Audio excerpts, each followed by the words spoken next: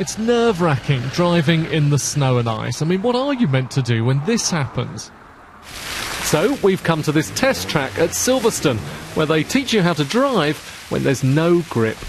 You can see it starts to move. Jump on the brakes firmly now, hard as you can on the brakes, and the car comes to a stop very quickly. I completely lost that. Yeah, it's very easily done. That was so easily done.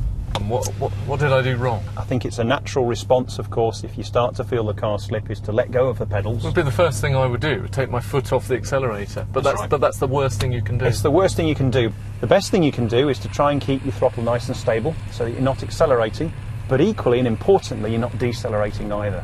So you're trying to keep everything the same. You'll need to imagine there's an egg between your right foot and the throttle, and you're trying to push the throttle down but not actually crack the egg. Really, I think if you are in dire trouble and skidding towards another vehicle, the best advice I would offer at that point then really is to brake as hard as you can in your ABS braked car and try to steer gently away from the hazard if possible.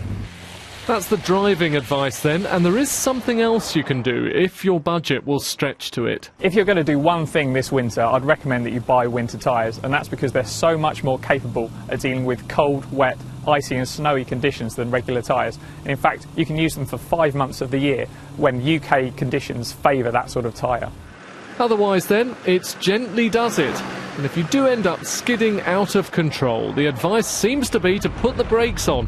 You're skidding anyway. Richard Westcott, BBC News, Silverstone.